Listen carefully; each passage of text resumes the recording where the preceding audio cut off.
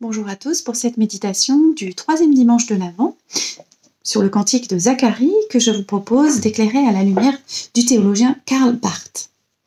On est en 1934, dans les temps sombres de la montée des totalitarismes et du nazisme qui a atteint également l'Église allemande, l'Église protestante d'Allemagne. Et Karl Barth prend position avec quelques autres théologiens. Il rédige cette déclaration de foi de Barmen, très christocentrée, centrée sur Jésus-Christ, et qui fournit des outils de résistance théologique et spirituelle encore tout à fait pertinents pour nos propres temps sombres contemporains. Donc, durant cet Avant 1934, Karl Barth, qui a refusé de prêter allégeance au Führer, est suspendu de ses fonctions de professeur de théologie à Bonn. Il décide de relire le premier chapitre de l'Évangile de Luc et offre à quelques personnes privées 4 études bibliques. Et sa réflexion m'intéresse, j'ai envie de vous la partager. Il se demande ce qu'est qu'être témoin. Lorsque nous pensons aux figures de témoins de Jésus-Christ, nous nous tournons rarement vers ses précurseurs.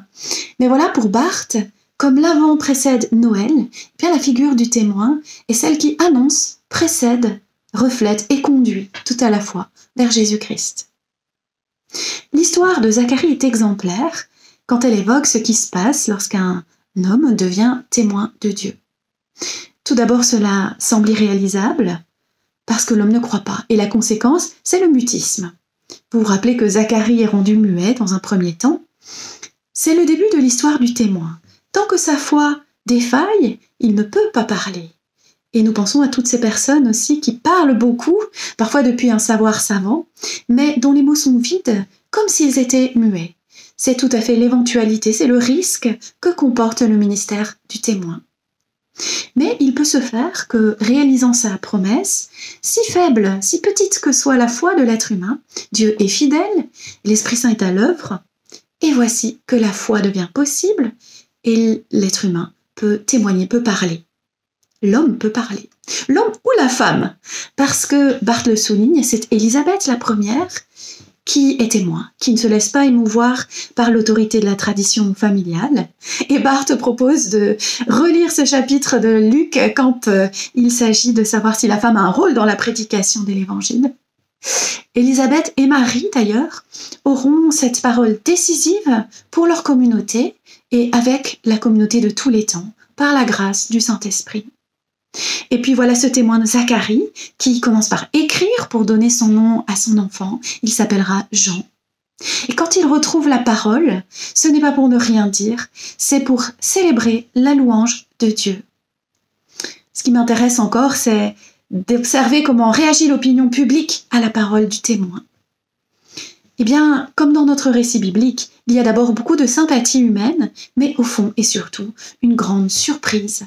Des gens déconcertés, voire effrayés. Tout cela ne leur paraît pas si réjouissant, ni en somme très sympathique. Voilà qui est le témoin. Quelqu'un qui n'est plus dans le rang. Quelqu'un qui a quitté la file où les femmes et les hommes ont l'habitude de se tenir serrés les uns contre les autres, marchant d'un même pas.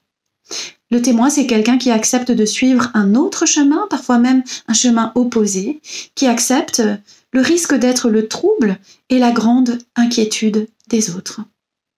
Et tout à coup, grâce à ce témoin, ces autres, justement, en viendront à se poser de vraies questions. Au fond, où en sommes-nous nous-mêmes? Que ferons-nous?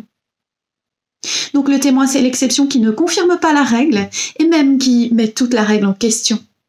Et il se peut que cette réflexion aboutisse à une grande joie, à une attente, à une espérance, mais il se peut aussi qu'il y ait résistance, crainte et même haine.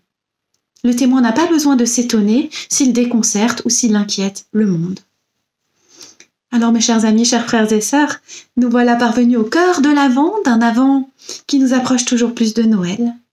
Et nous célébrerions véritablement Noël si nous aussi, nous nous laissions inviter et appeler, si comme Zacharie et Élisabeth, nous acceptions cette place dans la simplicité et l'obéissance, dans la louange, la reconnaissance, dans l'acceptation que nous pouvons déranger la place du témoin de Jésus-Christ.